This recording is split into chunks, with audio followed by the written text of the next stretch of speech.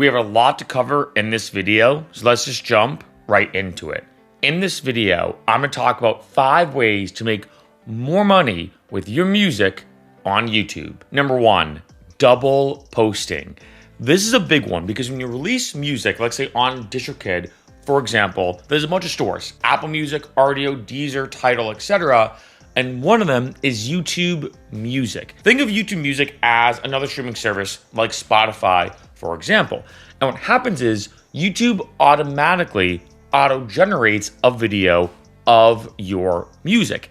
And a lot of people think, and I understand the point, well, if I have my own YouTube channel that I've manually created, can I also upload a video with my song? Can I also upload my song?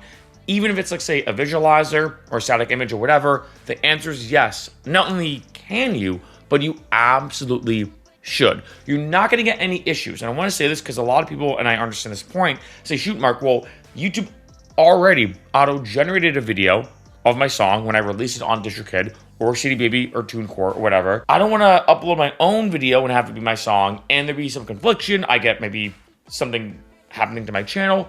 Nothing of the sort is going to happen. And the thing is, when you upload your song manually, once your YouTube channel gets in the YouTube Partner Program, you need at least 1,000 subscribers and 4,000 public watch hours in the last 12 months. Once you're in the YouTube Partner Program, that video will have ads on it and you can make money from it. You make money in 2 different ways. From the auto-generated video, and again, think of it, when it comes to YouTube Music, the auto-generated video, very similar to, like, say, a stream on Spotify. That's the best way to think of YouTube Music. So you'll get money from this auto-generated video that's on YouTube Music and the streams that happen on YouTube Music.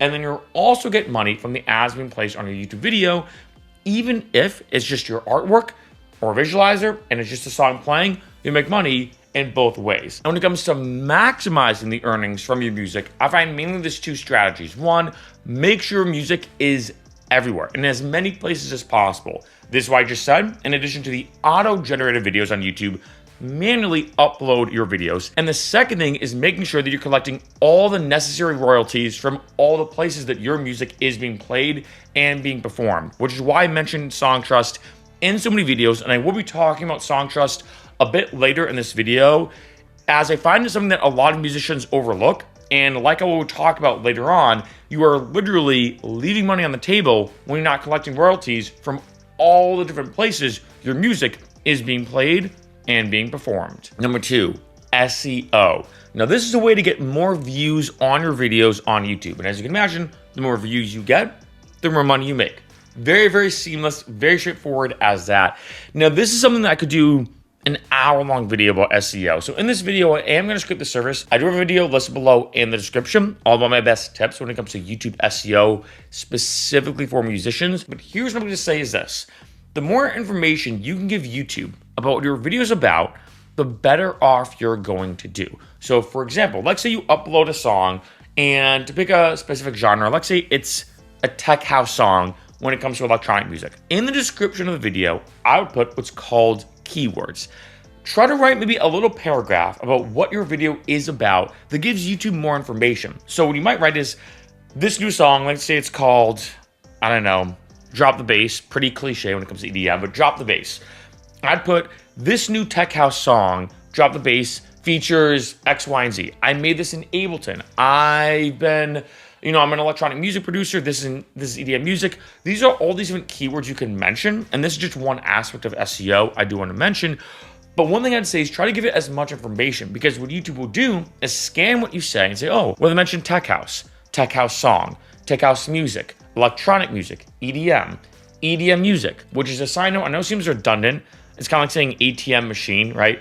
But saying EDM music, a lot of people just search EDM music, and your song could pop up. Another big pro tip I'm going to suggest is if your song's about anything, like a person, place, thing, idea, a noun, a concept, or whatever, also put information in about that. So let's say you do a song and you make it about Los Angeles. Let's say it's like an anthem to LA, it's trying to encapsulate the vibes. Make sure you put that as well, being like, hey, this Los Angeles song, Los Angeles music.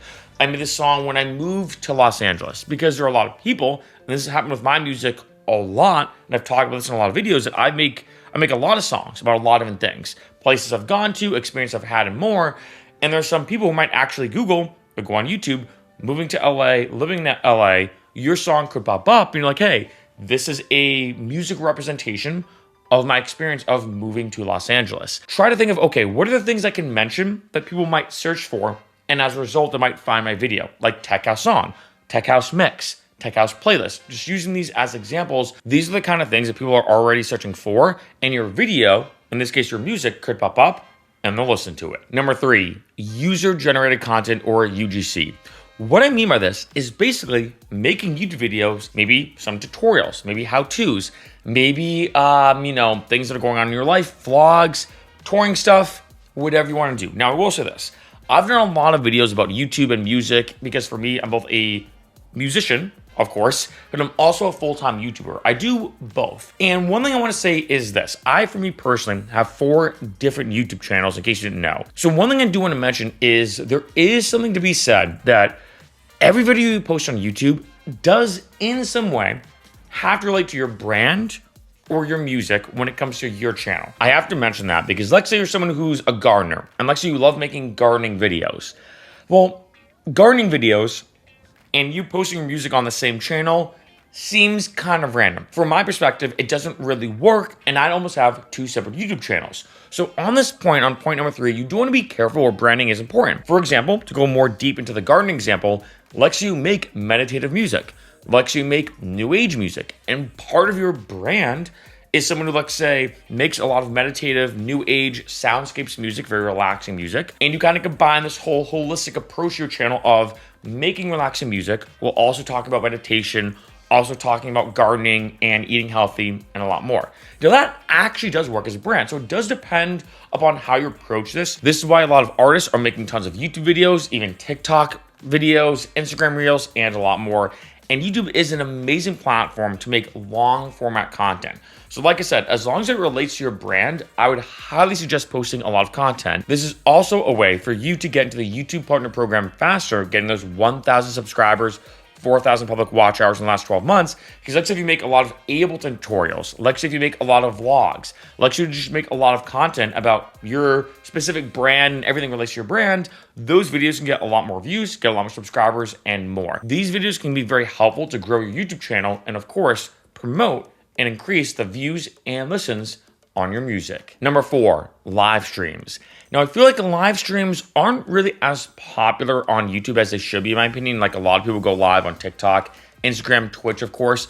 But YouTube Live is amazing for a bunch of different reasons. One, YouTube tends to kind of boost any live stream higher in the search results. So this is why I suggest, of course, like I talked about SEO, if let's say you're doing a live DJ set, let's say you're playing the piano live, playing the guitar live, maybe you're making music live, right? I know a lot of musicians will produce some of their records in Ableton, but they do it live, right? They do it live on camera. I will say this too, it's kind of a cool way to kind of kill 2 birds with 1 stone. I remember I used to bartend in Rome, and I thought this was a genius idea. I remember there was a violin quartet, 4 violinists, and what they would do is would actually practice out in the open live for their next concert just on the street. They put like a bucket so they'd make money, and I remember they were getting a pretty good amount of money. Obviously, they did have to split that 4 ways, but I remember thinking like that's such a genius idea to practice, which you have to do anyway, live in front of an audience, which also makes it more realistic too. And it's like, wait, you're gonna practice anyway, why not make money from doing that as well? And bringing that back to YouTube now, you can do a similar thing. If you have to make music, why not make music and make money from doing it anyway? It's almost like killing 2 birds with 1 stone. If you're gonna be practicing for a piano recital, or let's say a performance and you're playing guitar, if let's say you just want to do a live DJ set and work on some new mixing techniques, you want to work on a new type of set that you're working on, why not do it live? Because that's a great way to get even more content. Another thing is, remember, when it comes to live streams, people can donate, be like, hey, here's $5, here's $10, here's this. That's another way to make money. And in addition, I think this is a big one that's very underrated on YouTube. And I think one thing that's kind of tricky about YouTube, I'll be honest, is the genuine intimate connection. Like for me on this channel, when I post a video, sometimes, unless it's in the comments or something, it is kind of tough to genuinely interact with you, if you got what I'm saying. With a live stream though, if let's say you're DJing, you're working on music, you're playing an instrument, maybe you're just hanging out and talking about whatever, this is a way for someone to, like, say, ask you something and you can interact with them in real time. I'm telling you, a live stream is a great way to grow an audience. And as you can imagine, Bigger audience, the more money you're gonna make. And last, but definitely not least, royalties. This is one I'm gonna spend a while on because, as you can imagine, if you're doing all these things, if you're uploading your own music, of course, on YouTube, if you're using SEO to boost your videos and get more streams, listens, all that kind of stuff, views, etc. If you're doing these live streams, if you're making user-generated content, you of course want to make sure you're getting the full amount of money you're getting from the things that you're making. And you'd be surprised. And this is something that I wish a lot of people knew earlier. This is something that I wish I knew earlier as a musician and other musicians. This is something you need to know. Too many musicians, and I'm not exaggerating when I say this, literally are leaving money on the table because they're not collecting all the royalties from all the places that their music is being played. And one thing I do want to say is I have partnered with Songtrust for this video, and I have a link listed below in the description to a free guide. This is free, a free guide to unlocking YouTube royalties. And for me, I've mentioned Songtrust in a lot of videos. I feature it in the description of every one of my videos, and there's a good reason why. I personally signed up with Songtrust with my own money, and the main reason why is they collect performance and mechanical royalties from anywhere that your music is being played all around the world. And this is big because, let's say if you release music on DistroKid or CD Baby or TuneCore, all these different distributors, you're not getting all these royalty payments. And I'm not exaggerating when I say you are literally leaving money on the table. Now, one thing I want to say as a quick side note is that Songtrust and music publishing is associated with the composition side of music, not the recording side. And I say this if, let's say, you've contributed to the underlying lyrics, the melody, and more, you'd be entitled to publishing royalties. I just want to be super clear that Songtrust is not for any and all musicians, but only the ones that own all or a portion of the publishing rights when it comes to a song. And as you can imagine, with YouTube being YouTube, in case you didn't know, YouTube is the second biggest search engine in the entire world. It goes Google, then YouTube, and in addition, YouTube is the top entertainment search engine in the entire world, even bigger than Google. Although I will say, as a side note, Google owns YouTube. And I say this because your music, once it starts getting released, being put out there and everything, you want to make sure that you're getting all the royalties and all the necessary payments and the money that you deserve with your music being played and, of course, being used. And when it comes to Songtrust, Songtrust has a direct agreement with YouTube to help songwriters collect publishing royalties from their music usage on YouTube, not only from their own videos, but from user-generated content as well. And each time someone uses your song in a monetized video, whether it's a live performance or viral video,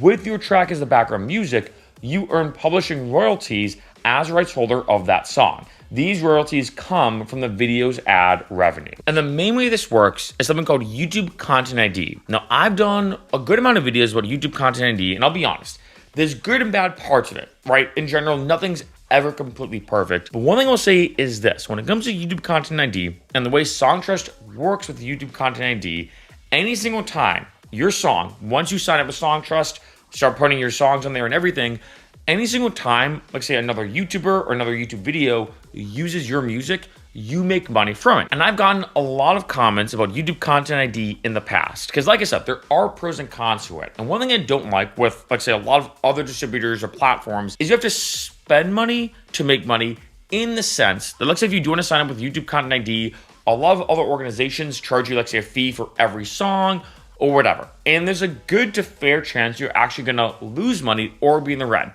So it isn't really worth it. When it comes to Songtrust and the pricing structure, in order to sign up, you spend $100. That's it, a $100 flat fee. And then on top of that, they charge an administrative fee of 15% for any performance royalties and 20% for non-performance worldwide mechanical royalties collected on your behalf. And what I like about that is, besides that $100 you have to spend in the beginning to sign up, you don't have to spend any extra money out of pocket.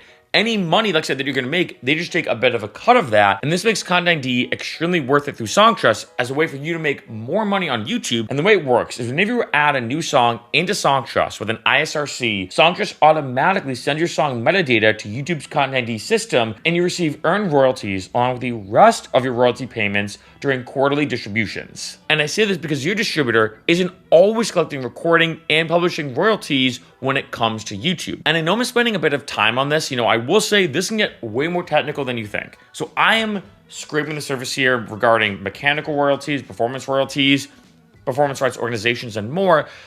But the big takeaway is this, especially for this video. A lot of people think about releasing their music, let's say on DistroKid, for example, and you have your music on Spotify, RDO, Deezer, Tidal, and of course, YouTube Music. A lot of musicians create their own content, but the problem is, like I've said so many times throughout this video, and I'm saying this very specifically, and I know I sound like a broken record, too many musicians release their music, don't think anything of it, not realizing every single time their music gets played, every single time their music gets featured in a YouTube video, every single time your song gets played outside of YouTube on all these other streaming services and all these other platforms, there's certain royalties that you deserve that your distributor are not collecting. And this is big, that for me even, I remember when I signed up with DistroKid, was releasing music, didn't think anything of it, then I signed up with Songtrust and realized, wait a minute, there was a lot of money I was personally just not collecting. But at the end of the day, here's the big takeaway. Songtrust collects all the royalties from your music being played, performed, etc. in different places in ways that your distributor does not.